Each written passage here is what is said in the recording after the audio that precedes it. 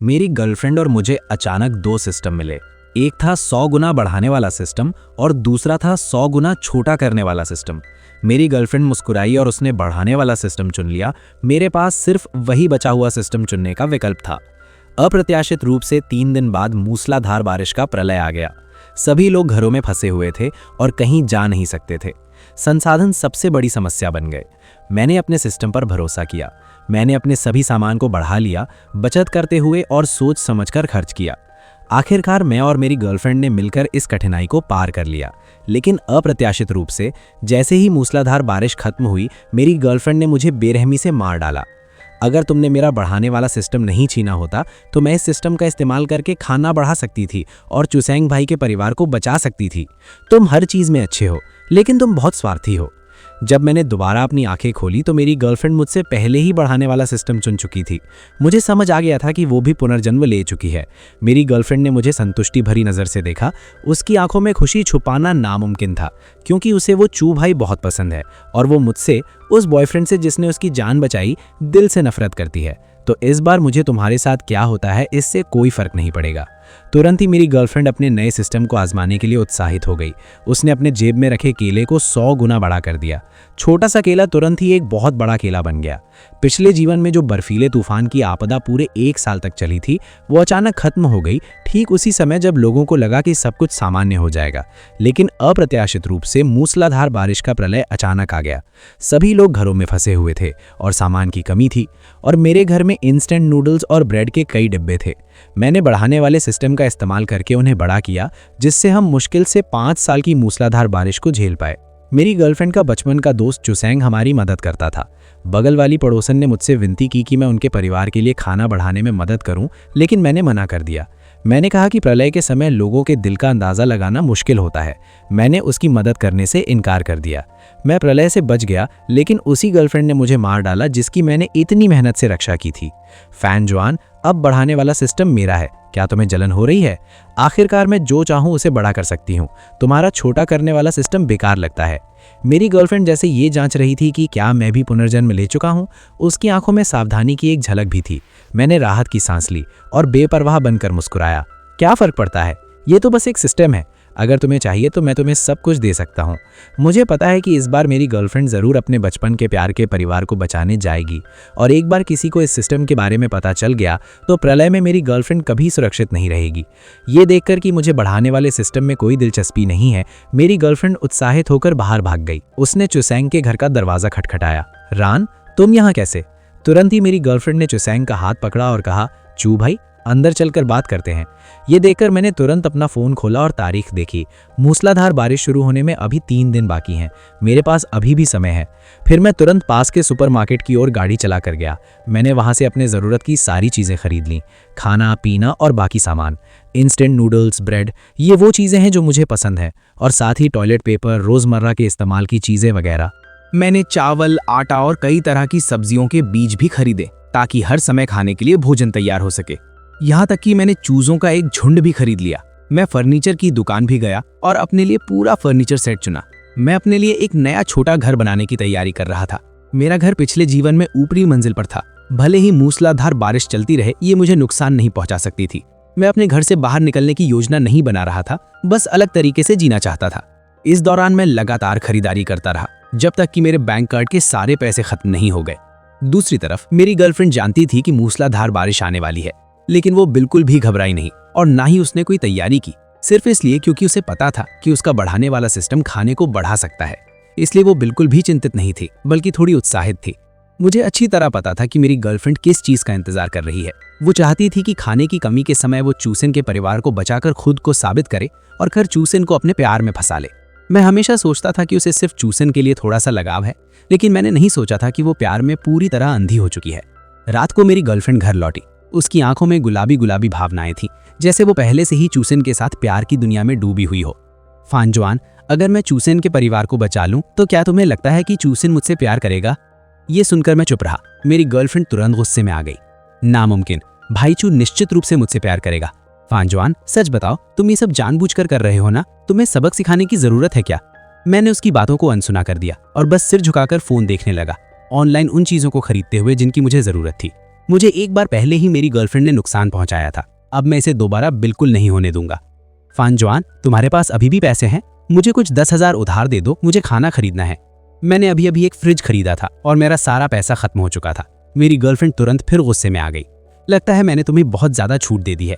Fridge क्यों खरीदा? मैं अपने चावल को फ्रिज से नहीं बदल सकती। तुम इतना ज्यादा रिएक्ट क्यों कर रही हो? मेरी गर्लफ्रेंड को अपनी गलती का एहसास हुआ और वो तुरंत सामान्य हो गई। नहीं, मैं बस क्यूरियस थी। तुम्हारी सैलरी बहुत ज्यादा नहीं है, मैं बस तुम्हारी लाइफ की चिंता कर रही थी डार्लिंग। याद है तुम्हारे कमरे में कुछ खाना था ना? मैंने वो पास के अकेले बुजुर्गों को दे दिया है। तुम्हें गुस्सा तो नहीं आएगा ना? मेरी गर्लफ्रेंड मुस्कुरा रही थी, जैसे वो मेरे तारीफ की उम्मीद कर रही हो कि वो कितनी दयालु है। लेकिन मुझे उम्मीद नहीं थी कि इस नई जिंदगी में मेरी गर्लफ्रेंड ना सिर्फ वही बढ़ाने वाला सिस्टम हासिल कर चुकी थी जो वो चाहती थी, बल्कि उसने मेरे आखिरी सारे संसाधन भी ट्रांसफर कर दिए थे। क्या वो मुझे जानबूझकर घेरने की कोशिश कर रही है? मेरी गर्लफ्रेंड की चमकती मुस्कान देखकर उसके प्रति मेरी नफरत और भी बढ़ गई। मैं हमेशा सोचता था कि मैं अपनी गर्लफ्रेंड के साथ बहुत अच्छा व्यवहार करता हूँ। वो कॉलेज में नहीं गई थी और मैंने अपनी मेहनत से शहर में एक अपार्टमेंट खरीद लिया था और उसे अपने साथ रखने के लिए अपने घर में ले आया था। लेकिन मैंने कभी नहीं सोचा था कि मेरे दरवाजे की दूसरी तरफ चूसेन रहता था, जो मेरी गर्लफ्रेंड का बचपन का दोस्त था। दोनों बचपन में बहुत खेलते थे। बाद में चूसेन का घर गिरा दिया गया और उन्हें बड़ा मुआवजा मिला, इसलिए वे गांव छोड़कर चले गए। लेकिन जैसे ही मेरी गर्लफ्रेंड ने उस हैंडसम चूसेन को देखा, वो तुरंत उससे प्यार करने लगी। वो लगातार उसका पीछा करने लगी, यहाँ तक कि मूसलाधार बारिश के प्रलय के दौरान जब मैंने उसकी फैमिली की मदद करने से मना किया, तब भी मेरी गर्लफ्रेंड ने मेरी गैर मौजूदगी में चुपके से हमारे 1/3 सामान चूसेन के परिवार को दे दिया। ये देखकर मैं पूरी तरह बेबस था। मुझे बस दरवाज़ा बंद करके लॉक करना पड़ा ताकि कोई हमारे सामान को चुरा ना सके। असल में मेरी गर्लफ्रेंड की नज़र में मैं उस इंसान से भी कम था जिससे उसे कोई कर्ज नहीं था। तुरंत मेरी गर्लफ्रेंड मुस्कुराई और मेरा हाथ पकड़ लिया। हे डार्लिंग, तुम सबसे अच्छे हो। मुझे पता था कि तुम इस छोटी सी बात पर मुझसे नाराज नहीं होगे। मैंने तुरंत उसका हाथ हटा दिया। मैं थोड़ा थक गया हूँ, मैं जाकर सोता हूँ, तुम भी जल्दी सो जाना। मैं मुड़कर अपने कमरे में चला गया और अपने लिए एक सुरक्षित ठिकाना खोजने की योजना बनाने लगा। मैंने एक विंड पावर जनरेशन सिस्टम भी खरीदा था ताकि मूसलाधार तूफान में भी बिजली मिलती रहे। जो भी मुझे चाहिए था सब मैंने तैयार कर लिया था। अब बस शांत होकर इंतजार करना बाकी था। मेरी गर्लफ्रेंड सोचती थी कि उसके पास बढ़ाने वाला सिस्टम है, इसलिए वो बिल्कुल भी चिंतित नहीं थी। उसने अपने पैसे से कुछ 100 युआन का खाना खरीदा और उसे चुपके से अपने कमरे में रख दिया, जैसे उसे डर हो कि मैं उससे कुछ छीन लूंगा। मैंने सीधे इस घर को छोड़ने का फैसला कर लिया जिसे मैंने खरीदा था। अगर मैं यहाँ छिपा रहा तो थोड़ी भी संभावना है कि मुझे पकड़ लिया जाए, इसलिए मैंने एक और जगह चुनी, मेरे डॉम में एक गुप्त कमरा। ये एक छोटा कमरा था जिसे मैंने घर रेनोवेशन के समय खास तौर पर बनवाया था। मैंने इसके बारे में अपनी गर्लफ्रेंड को कभी नहीं बताया। ये कमरा बहुत छोटा था, बस एक छोटे बाथरूम जितना, लेकिन मेरे लिए छोटा किए जाने के बाद ये एक सुरक्षित ठिकाना था। इस कमरे का स्विच मेरे मोबाइल डिवाइस से चलता था, इसलिए मुझे चिंता नहीं थी कि मेरी गर्लफ्रेंड इसे खोज लेगी, और अगर वो इसे ढूंढ भी ले तो भी वो इसे खोल नहीं पाएगी। इसके अलावा मैं खास तौर पर 10 किलोमीटर दूर एक रेगिस्तान में गया और अपने सिकुड़ने वाले सिस्टम का इस्तेमाल करके बहुत सारी मिट्टी को छोटा किया। इससे मैं मिट्टी और बीजों की मदद से सब्जियां उगा सकता था और आत्मनिर्भर बन सकता था। मैंने कई पेड़ भी छोटे करके अपने साथ ले लिए। एक पल में मेरा ऑर्डर किया हुआ सारा खाना और फर्नीचर पहुंच गया। अब सिर्फ एक दिन बचा था जब मूसलाधार बारिश शुरू होने वाली थी। मैंने डिलीवरी का पता उस पुराने गांव में रखा जहां मैं पहले रहता था। वो गांव अब पूरी तरह खाली था, वहां कोई नहीं रहता था। घर में फर्नीचर, इलेक्ट्रॉनिक सामान और खाना सब भर गया था। आसपास कोई ना होने का फायदा उठाकर मैंने अपने सिस्टम से सब कुछ छोटा कर लिया और पहले से तैयार डिब्बों में रख लिया। अंत में मैंने थोड़ी देर सोचकर अपना एक मंजिला घर भी छोटा कर लिया और रात की शांति में उसे भी अपने साथ ले लिया। मैं वापस रात में घर चला आया। मैंने ये सारी चीजें अपने गुप्त कमरे में रख दी। मेरी गर्लफ्रेंड इन दिनों असामान्य रूप से उत्साहित थी और उसे लगता था कि उसने सारी तैयारी पूरी कर ली है, इसलिए उसने मेरे ठिकाने पर बिल्कुल ध्यान नहीं दिया। मैंने गुप्त कमरे में पहले से ही सब कुछ तैयार कर लिया था, एयर फिल्ट्रेशन सिस्टम भी। अगर मैं वहाँ कई साल भी रहूँ तो भी मुझे ऑक्सीजन की कमी की चिंता नहीं होगी।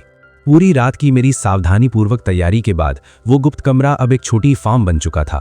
बहुत छोटे छोटे चूजे, जिनकी आवाज़ें भी बहुत हल्की थीं, घास के ढेर में कीड़े ढूंढ रहे थे। इस फार्म के बाहर मेरे लिए एक छोटा घर भी था। अंदर सभी इलेक्ट्रॉनिक उपकरण मौजूद थे। अब मैं आखिरकार शांत होकर मूसलाधार बारिश के आने का इंतजार कर सकता था। बस 12 घंटे बाकी थे। मेरी गर्लफ्रेंड फिर से चूसिन के घर भाग गई। चूसिन के परिवार को वो पसंद नहीं थी, लेकिन मेरी गर्लफ्रेंड को उनकी राय की परवाह नहीं थी। वो सीधे चूसिन के कमरे में घुस जाती थी। कई बार मैंने सुना कि चूसिन की माँ नीचे की पड़ोसनों से शिकायत कर रही थी कि सामने वाली लड़की कितनी बेपरवाह है, रोज मेरे बेटे के कमरे में आ जाती है। ये सुनकर एक पड़ोसन ने मजाक में कहा कि शायद वो तुम्हारे बेटे को पसंद करती है, तुम्हारी बहू बनने वाली है क्या? उसने तो कॉलेज का एग्जाम भी पास नहीं किया, अब 20 से ज़्यादा उम्र हो गई है और उसके पास कोई अच्छी नौकरी भी नहीं है। वो बस दिन भर घर में पड़ी रहती है और सुना है कि अपने भाई पर निर्भर है। मेरा बेटा लंबा और हैंडसम है और उसके पास नौकरी भी है, वो उसके लायक नहीं है। मैं कुछ नहीं बोला, बस अनसुना कर दिया। अब सिर्फ 1 घंटा बचा था जब मूसलाधार बारिश शुरू होने वाली थी। मैंने अपनी गर्लफ्रेंड को फ़ोन किया। क्या हुआ फानजवान? मैं अभी बिजी हूँ, कंपनी में काम है, आज देर से आऊँगा और घर नहीं आऊँगा। मेरी गर्लफ्रेंड थोड़ी देर के लिए हिचकिचाई, लेकिन आखिर में उसने मुझे कुछ भी सावधान नहीं किया। मुझे पता था कि वो मुझे सावधान भी नहीं करेगी। मैंने ये कॉल सिर्फ उसे भ्रमित करने के लिए किया था, ताकि उसे लगे कि मैं घर से जा चुका हूँ। फिर मैंने फ़ोन से गुप्त कमरे को खोलने का सिस्टम एक्टिवेट किया। मैंने अपने छोटे कमरे पर फिर से सिकुड़ने वाला सिस्टम इस्तेमाल किया, इस बार किसी वस्तु पर नहीं, बल्कि अपने पहले से बने गुप्त कमरे पर। अब वो कमरा और भी ज़्यादा विशाल लग रहा था। मैंने ये जोखिम इसलिए लिया क्योंकि पिछले जीवन में मैंने देखा था कि जो चीज़ें बढ़ाने वाले सिस्टम से बढ़ाई गई थीं, बारिश रुकने के बाद अपने असली आकार में वापस आ गई थीं। इसीलिए मेरा अनुमान था कि सिकुड़ने वाला सिस्टम भी ऐसा ही करेगा। बारिश रुकने के बाद सब कुछ अपने असली आकार में लौट आएगा। पेड़, हरी जमीन, चूजे और घर, ये सब देखकर मुझे एक अजीब संतुष्टि महसूस हुई। अब मुझे मूसलाधार बारिश की चिंता नहीं थी। मेरी गर्लफ्रेंड घर पर नहीं थी, इसलिए मैंने घर और बाहर के गलियारे में छिपे हुए कैमरे लगा दिए, ताकि मैं अपने फ़ोन से अंदर और बाहर की हर गतिविधि देख सकूं। एहतियात के तौर पर मैंने चूसन के घर के सामने भी एक कैमरा लगा दिया। अब मैं पूरी तरह से दुनिया से अलग हो चुका था। बाहर से संपर्क का मेरा एकमात्र साधन मेरा फ़ोन, कंप्यूटर और टैबलेट्स थे। कुछ दिन बीत गए और मूसलाधार बारिश अभी तक रुकी नहीं थी और इसने शहर के ट्रैफिक को भी बहुत बड़ी मुश्किल में डाल दिया था। मेरा गायब होना मेरी गर्लफ्रेंड के लिए कोई आश्चर्य की बात नहीं थी। शायद वो इन दिनों सोच रही होगी कि मैं बाढ़ में मर चुका हूँ। मैं अपनी छोटी फार्म में खेती करता रहा, सब्जियां लगाता रहा और चूज़ों को खिलाता रहा। बस एक ही परेशानी थी कि चूजे हमेशा उन सब्जियों के पौधों को खा जाते थे जो मैं लगाता था। कुछ करने को नहीं था, इसलिए मैंने निगरानी कैमरा चालू किया और देखा कि मेरी गर्लफ्रेंड चूसिन को मेरे घर ले आई है। वे दोनों लिविंग रूम में बैठे थे। मेरी गर्लफ्रेंड के चेहरे पर एक जीत भरी मुस्कान थी। भाई चूसिन, क्या तुम्हारे घर में खाना है? ज्यादा नहीं, अगर पहले से पता होता तो ज्यादा स्टॉक कर लेता। अब तो घर की पहली मंजिल लगभग पानी में डूब चुकी है और मैं बाहर नहीं जा सकता। रान, क्या तुम्हारे घर में खाना है? क्या तुम थोड़ा शेयर कर सकती हो? मेरे घर में मेरे माता पिता और मेरी बहन भी हैं।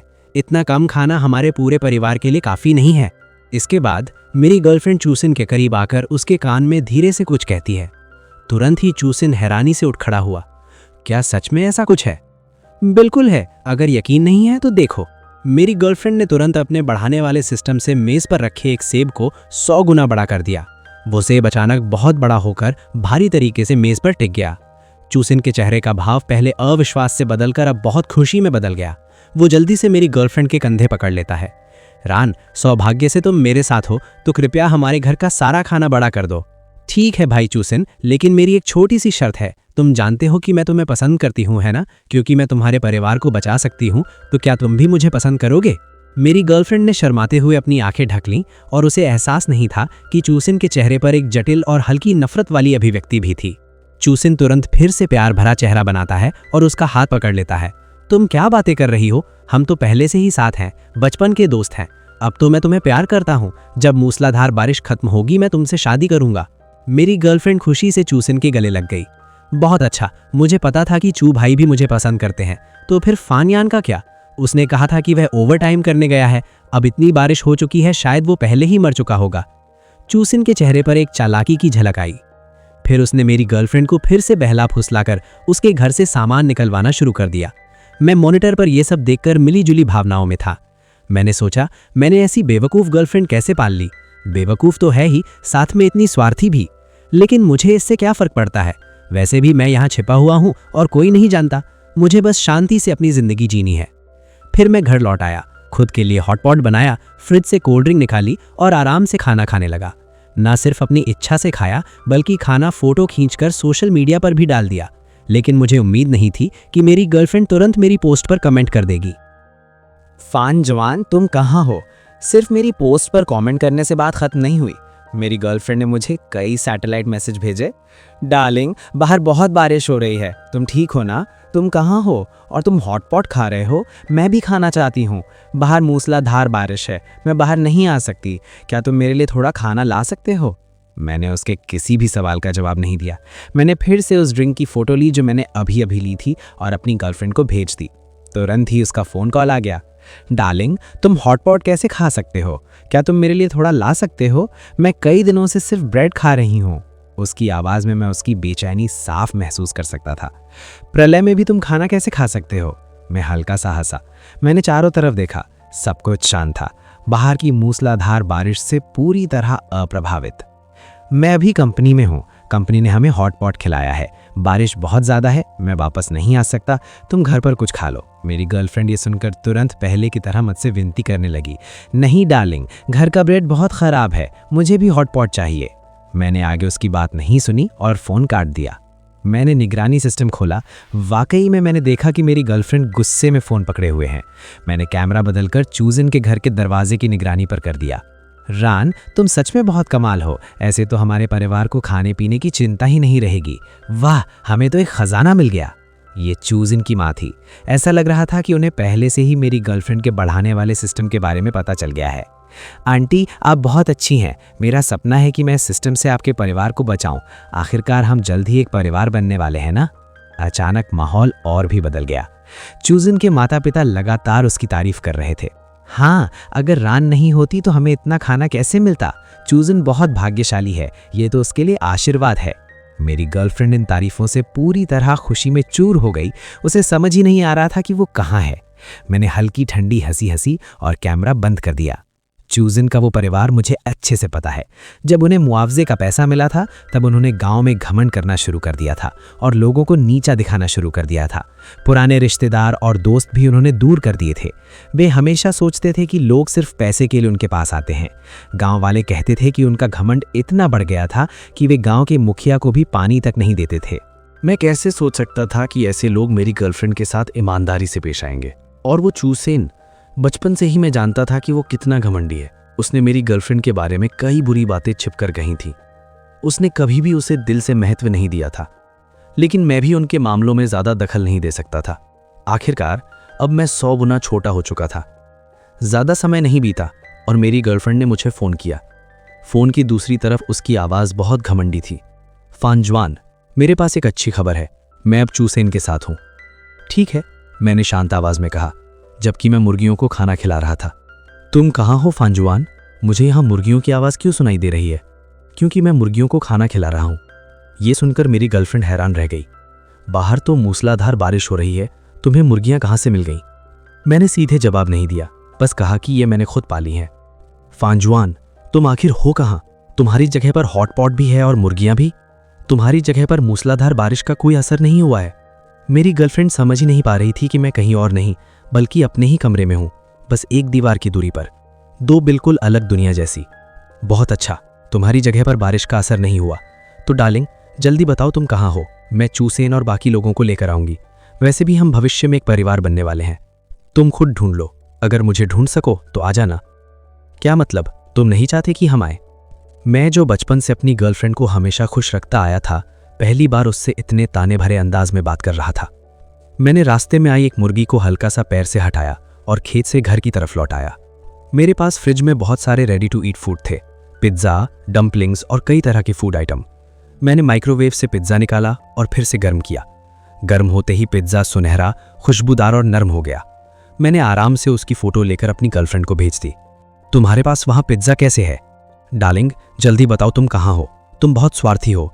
मैं यहाँ सूखा ब्रेड और इंस्टेंट नूडल्स खा रही हूँ और तुम वहाँ पिज्ज़ा खा रहे हो।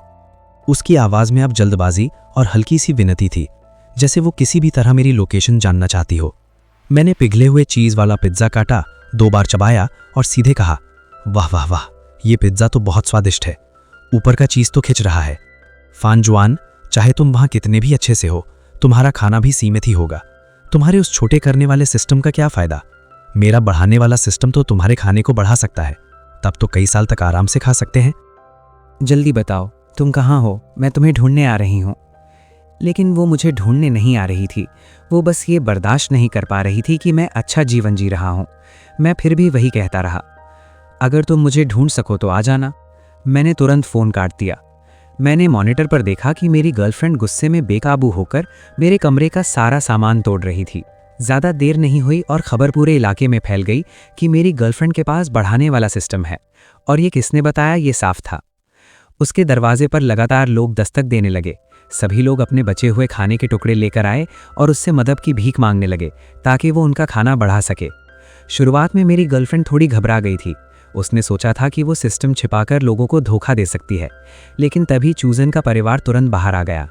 चूजन के माता पिता ने लोगों को रोक दिया। अरे अरे, रान तो हमारे बेटे की होने वाली पत्नी है। अगर तुम सिस्टम इस्तेमाल करवाना चाहते हो तो पहले हमारे परिवार की अनुमति लेनी होगी। हर बार सिस्टम इस्तेमाल करने में बहुत एनर्जी लगती है, तुम्हें पैसे देने होंगे। पहले चूजन को गुस्सा आया कि उसके माता पिता ने सिस्टम के बारे में सबको बता दिया, लेकिन ये सुनते ही वो तुरंत खुश हो गया। हाँ, रान मेरी गर्लफ्रेंड है, अगर उससे काम करवाना है तो पैसे दो। चूजन ने मेरी गर्लफ्रेंड को खुलकर कमर से पकड़ लिया और मेरी गर्लफ्रेंड शर्माते हुए उसके पास झुक गई। इस तरह चूजन का परिवार मेरी गर्लफ्रेंड से बिजनेस करने लगा। जो भी उससे सिस्टम इस्तेमाल करवाना चाहता था, उसे चूजन को 2000 युआन देने पड़ते थे। 2000 युआन कम नहीं थे, लेकिन अब प्रलय के समय में लोग खाने के लिए मजबूर थे, इसलिए ये सौदा उन्हें सही लग रहा था। लेकिन मैं कैमरे से देख रहा था कि लोग लगातार मेरी गर्लफ्रेंड के पास आ रहे थे और सिस्टम का इस्तेमाल बढ़ता ही जा रहा था। लोग सोच रहे थे कि जब तक उसके पास बढ़ाने वाला सिस्टम है, वे कभी भूखे नहीं मरेंगे। लेकिन वे एक बात भूल रहे थे, सिस्टम तभी काम करता है जब आपके पास पहले से खाना हो, और एक ही चीज़ को बार बार बढ़ाया नहीं जा सकता। 3 साल बीत गए। पूरे रेसिडेंशियल कॉम्प्लेक्स में मेरी गर्लफ्रेंड के सिस्टम की वजह से कोई भूखा नहीं मरा, इसलिए लोग लापरवाह हो गए। वे बिना सोचे समझे खाना पीना खाने में और मौज मस्ती में लग गए। लेकिन तीसरे साल के अंत तक असली संकट आ गया। हर भर का खाना लगभग खत्म हो चुका था। सिस्टम से बढ़ाने के बाद भी खाना पर्याप्त नहीं था। संसाधन बहुत कम हो गए और बढ़ाने वाला सिस्टम अब कोई फायदा नहीं दे रहा था। अब पूरा इलाका धीरे धीरे अराजक होने लगा।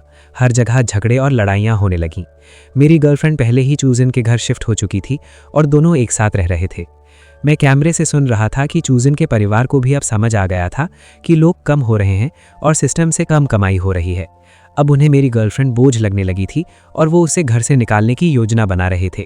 फिर चूजन ने सीधे उससे ब्रेकअप कर लिया। मैं अब तुमसे प्यार नहीं करता। मेरी गर्लफ्रेंड रोती रही, चिल्लाती रही और उसे रोकने की कोशिश करती रही, लेकिन उसे घर से निकाल दिया गया। प्रलय के समय में किसी को भी उसकी भावनाओं की परवाह नहीं थी। सब अपने फायदे के बारे में सोच रहे थे। मेरी गर्लफ्रेंड पूरे दिन अपने दरवाजे के बाहर रोती रही। एक रात के बाद वो दुखी होकर मेरे घर लौट आई, लेकिन तब तक चूजन का परिवार उस घर को खाली कर चुका था। अब वो घर सिर्फ एक खाली ढांचा रह गया था। जहां मेरी गर्लफ्रेंड पहले हंगामा कर रही थी, वहां उसे सिर्फ अपमान ही मिला। उधर मैं अपनी छोटी फार्म में शांत जीवन जी रहा था। अगर भूख लगती तो सब्जियां और मांस मिलाकर खाना बना लेता था। अगर मन नहीं होता तो फ्रिज से रेडी टू ईट खाना निकाल लेता था। अपने खाली समय में मैं खुद के लिए ड्रिंक भी बना लेता था। हर सुबह मेरा पहला काम मुर्गियों को खाना खिलाना और फिर नाश्ता बनाना होता था। इसके बाद मैं अपने फार्म में जाता हूँ और वहाँ उगाई गई सब्जियों के बड़े खेत को देखता हूँ। 3 साल तक उन्हें मेरे बारे में कुछ पता नहीं चला। मेरी गर्लफ्रेंड का फ़ोन फिर से आया। इस बार उसका टोन थोड़ा जांचने जैसा था। शायद उसे लगा था कि मैं मर चुका हूँ, लेकिन उसे उम्मीद नहीं थी कि मैं जवाब दूंगा। तुम जिंदा हो? अच्छा है। मुझे लगा था तुम मूसलाधार बारिश में मर गए हो। तुम मुझे क्यों कॉल कर रहे हो डार्लिंग? तुम्हें पता नहीं कि चूसेन के परिवार ने मेरे साथ क्या किया है। वो मेरे बढ़ाने वाले सिस्टम का इस्तेमाल पैसे कमाने के लिए कर रहे हैं। अब जब लोग मुझे सिस्टम इस्तेमाल करने के लिए नहीं ढूंढते तो उन्होंने मुझे घर से निकाल दिया है। चूसेन ने साफ कहा था कि वो मुझसे शादी करेगा, लेकिन अब वो मुझसे ब्रेकअप करना चाहता है। उसका पूरा परिवार सिर्फ अपने फायदे के लिए जीता है। उन्होंने मुझे बहुत नुकसान पहुंचाया है। अब मेरे घर में खाने को कुछ भी नहीं है। प्लीज़ आकर मुझे ले जाओ। सच में मेरे पास खाने को कुछ नहीं है। मैं भूख से मर जाऊंगी। तुम अपनी एकमात्र गर्लफ्रेंड को मरते हुए नहीं देखोगे ना?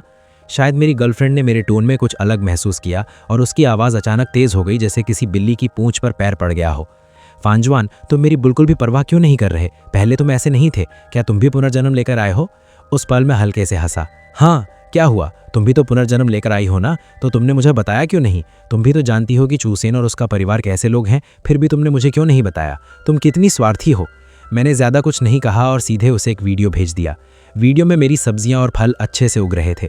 मुर्गियां पूरे खेत में दौड़ रही थीं और घर के अंदर आरामदायक तरीके से सजावट की गई थी। फ्रिज खाना और स्नैक्स से भरा हुआ था। वहाँ मूसलाधार बारिश का कोई असर नहीं दिख रहा था, जैसे वो किसी और दुनिया में हो। जैसे ही मैंने वीडियो भेजा, मेरी गर्लफ्रेंड गुस्से से फट पड़ी। तुम इतने स्वार्थी कैसे हो सकते हो? तुम्हें पता है मैं कितना बुरा समय झेल रही हूँ? जल्दी आकर मुझे ले जाओ। मैंने शांत होकर जवाब दिया, लियुरुआन, पिछली जिंदगी में जब तुमने मुझे सीढ़ियों से नीचे धक्का दिया था, तब क्या तुम स्वार्थी नहीं थी? अब जब तुमने भी पुनर्जन्म लिया है और प्रलय के बारे में जानती हो, तो तुमने मुझे क्यों नहीं बताया? क्या तब तुम स्वार्थी नहीं थी? मेरी गर्लफ्रेंड मानकर चल रही थी कि मैं हमेशा उसकी अच्छाई को समझूंगा, लेकिन उसने कभी ये नहीं सोचा कि मुझे भी बदले में कुछ मिलना चाहिए। मैं कोई बेवकूफ़ नहीं हूँ। जब तुम मुझे परिवार नहीं मानती, तो मुझे भी तुम्हें बचाने की कोई ज़रूरत नहीं है। डार्लिंग, मैं तो तुम्हारे लिए पूरी तरह अंधा हो गया था, खासकर उस चूसेन के कारण। तुम मुझे छोड़ नहीं सकते, मैं तुम्हारी एकमात्र गर्लफ्रेंड हूँ। मैंने ठंडी आवाज़ में कहा, अगर अकाउंट डिलीट करना है तो कर दो, मुझे क्या फ़र्क पड़ता है। फिर मैंने फ़ोन काट दिया। मैं कैमरे से देख सकता था कि मेरी गर्लफ्रेंड पूरे दिन गुस्से में आकर घर का सामान तोड़ रही थी। खासकर मेरा कमरा पूरी तरह तहस नहस कर दिया गया था। लेकिन चीज़ें तोड़ने से पेट नहीं भरता, चाहे वो कितना भी गुस्सा निकाल ले, उसका कोई फ़ायदा नहीं था। एक दिन मैंने देखा कि मेरी गर्लफ्रेंड बाहर से कुछ ब्रेड लेकर आई है। कैमरे से पता चला कि उसने वो चूसेन के घर से चुराया था। उस समय चूसेन का परिवार बाहर गया हुआ था और घर में सिर्फ उसकी 6 साल की छोटी बहन थी। मेरी गर्लफ्रेंड ने उसे धोखे से दरवाज़ा खुलवाया और पूरे घर का खाना चुरा लिया। ये देखकर मैं हंसे बिना नहीं रह पाया। क्या शानदार तमाशा है, सच में मज़ेदार। जैसा कि उम्मीद थी, जब चूसेन का परिवार वापस आया और देखा कि सारा खाना गायब है, तो वे गुस्से से पागल हो गए और मेरे घर के दरवाजे पर लात घूंसे मारने लगे और गालियां देने लगे। मेरी गर्लफ्रेंड अब भी एक डरी हुई कछुआ की तरह घर के अंदर ही बंद बैठी थी और बाहर निकलना नहीं चाहती थी। मेरे घर का दरवाज़ा बहुत मजबूत था। मैंने रेनोवेशन के समय खास तौर पर सबसे मजबूत दरवाज़ा चुना था। इसीलिए चाहे चूसेन का परिवार 3 दिन और 3 रात तक दरवाज़ा पीटता रहा और गालियां देता रहा, मेरे अंदर बैठी गर्लफ्रेंड को बिल्कुल भी खतरा नहीं था। अचानक चूसेन ने दरवाजे के बाहर खड़े होकर मीठी मुस्कान के साथ मेरी गर्लफ्रेंड से कहा, रान, बच्चा मत बनो, बस हमारा खाना वापस दे दो। और अगर हम फिर से साथ हो गए तो मैंने जो कुछ कहा था वो गुस्से में कहा था। असल में मैं अब भी तुमसे प्यार करता हूँ। हम तो शादी तक करने वाले थे, भूल गई क्या? दरवाजे के बाहर से वो तरह तरह की मीठी बातें करता रहा। मेरी गर्लफ्रेंड पहले अभी भी थोड़ा हिचकिचा रही थी, लेकिन 2 दिन तक लगातार चूसेन उससे माफ़ी मांगता रहा और कहता रहा कि वो फिर कभी ऐसी गलती नहीं करेगा। मेरी गर्लफ्रेंड धीरे धीरे दरवाजे का हैंडल पकड़ने लगी और उसके चेहरे पर एक मुस्कान आने लगी। मैं समझ गया कि अब मेरी गर्लफ्रेंड फिर से मुसीबत में फंसने वाली है। मैं आगे की घटना देख भी नहीं पा रहा था। जैसे ही मेरी गर्लफ्रेंड ने दरवाज़ा खोला, बाहर छिपा हुआ चूसेन तुरंत उस पर टूट पड़ा और उसे ज़मीन पर गिरा दिया। वो दर्द से सिर पकड़कर गिर पड़ी और बस देखती रह गई कि उसका पूरा परिवार फिर से सारा खाना उठाकर ले जा रहा है। जाने से पहले चूसेन के पिता ने उसके सिर पर जोर से मारा। तुम मेरे बेटे से शादी करने की हिम्मत कैसे कर सकती हो? तुम जैसी लड़की के ऐसे इरादे हैं, और तुमने हमारे घर का सामान चुराया भी। मेरी गर्लफ्रेंड ज़मीन पर पड़ी रही और कमज़ोर आवाज़ में बोली, वो खाना पहले मेरा था। चूसेन ने उसे रास्ते से हटाते हुए लात मारी और पूरा खाना अपने घर ले गया। 2 दिन तक दरवाजे पर पड़ी रही। फिर आखिरकार उसने ताकत जुटाई और उठकर अपने घुटनों को गले लगाकर वहीं बैठ गई और बहुत देर तक रोती रही। अब उसके पास बढ़ाने वाला सिस्टम होने के बावजूद भी उसका कोई फ़ायदा नहीं था, क्योंकि उसके पास बढ़ाने के लिए कुछ बचा ही नहीं था। ठीक उसी सबसे बुरे समय में उसने मुझे फिर से फ़ोन किया। मैंने जैसे ही फ़ोन उठाया, वो रोते रोते बोली, डार्लिंग, कोई मुझे परेशान कर रहा है, मुझे बहुत मारा गया है, बहुत दर्द हो रहा है। फानजुआन, क्या तुम आकर मुझे बचा सकते हो? सच में बहुत दर्द हो रहा है और मुझे बहुत भूख भी लग रही है। अगर पहले की बात होती तो मैं ज़रूर अपनी गर्लफ्रेंड पर दया कर देता। काश मैं उसके लिए सारी दर्द सह पाता, लेकिन अब अपनी गर्लफ्रेंड की शिकायतें सुनकर मैं बिल्कुल भावनाहीन था। तुम इसके लायक हो। मैंने फ़ोन काट दिया और खेत में जाकर मक्का इकट्ठा करने चला गया। समय दिन ब दिन बीतता गया। मेरी गर्लफ्रेंड अब भी मेरे घर के दरवाजे पर पड़ी थी। उसकी हालत धीरे धीरे और भी कमज़ोर होती जा रही थी। इस दौरान बहुत लोग वहाँ से गुजरते थे। मेरी गर्लफ्रेंड उन्हें मजबूर करती थी कि वे अपना खाना बढ़ाने के लिए उसका सिस्टम इस्तेमाल करें। वो खुद नहीं चाहती थी, लेकिन कई बार भूखे रहने के बाद उसके पास कोई और विकल्प नहीं बचा। आखिरकार अपने जीवन के अंतिम क्षण में वो घसीटते हुए चूसन के घर के दरवाजे तक पहुंची और वहीं उसकी मौत हो गई। चूसन ने दरवाज़ा खोला और अपनी गर्लफ्रेंड को मृत देखकर घृणा से उसे एक तरफ लात मार दी। 2 और साल बीत गए। मूसलाधार बारिश ने इमारत के कई फ्लोर तक पानी भर दिया था, लेकिन जैसा मैंने पिछले जीवन में अनुमान लगाया था, हमारे फ्लोर को कोई खतरा नहीं हुआ। बारिश खत्म होने से कुछ महीने पहले चूसन के परिवार पर मुसीबत आ गई। उनके इलाके में उनकी छवि पहले से ही खराब थी और उन्होंने मेरी गर्लफ्रेंड की जान के बदले जो संपत्ति बनाई थी उससे और भी लोग उनसे नफरत करने लगे थे। आखिरी महीनों में सभी के घरों का सामान खत्म हो रहा था। तभी किसी ने ग्रुप में मैसेज भेजा कि चूसन के परिवार के पास अभी भी बहुत खाना बचा है। लोग हथियार लेकर समूहों में उनके घर पहुंचने लगे, चिल्लाते हुए, और सब तोड़फोड़ करने लगे और खाना मांगने लगे। चूसन और उसका परिवार ना सिर्फ मना कर रहे थे बल्कि बाहर वालों को गालियां भी दे रहे थे।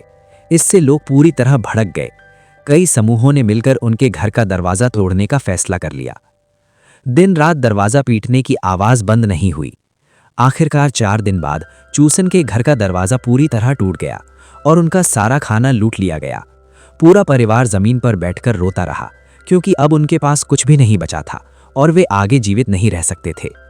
उधर मैं अपनी छोटी फार्म में आराम से खा पी रहा था, यहाँ तक कि मैं थोड़ा मोटा भी हो गया था। मैं आखिरी पल तक बच गया। मेरे फोन पर खबर आई कि तूफान आखिरकार खत्म हो गया है। सूरज बादलों को चीरते हुए निकल आया और उसकी सुनहरी रोशनी धरती पर फैल गई, एक नई उम्मीद की तरह। मैं खेत में मक्का की मिट्टी ठीक कर रहा था, तभी मुझे अपने शरीर में एक अजीब एहसास हुआ। मेरी फार्म और मेरे पैरों की नीचे की जगह अब बहुत छोटी लगने लगी। मैंने अपने फ़ोन से गुप्त कमरे को खोला और देखा कि वहाँ सब कुछ अपने बदले हुए आकार में ही है। ये अजीब था, सिर्फ मैं ही अपने असली आकार में वापस आया था, बाकी सब नहीं। शायद ऐसा इसलिए था क्योंकि बढ़ाने और घटाने वाले सिस्टम अलग अलग थे। मैं खिड़की के पास खड़ा हुआ। मैंने देखा कि जो लोग बच गए थे वे अपने घरों से बाहर भाग रहे थे और आसमान की ओर चिल्ला रहे थे। मैंने भी आसमान की ओर देखकर चिल्लाया, इस बार मैं आखिरकार बच गया।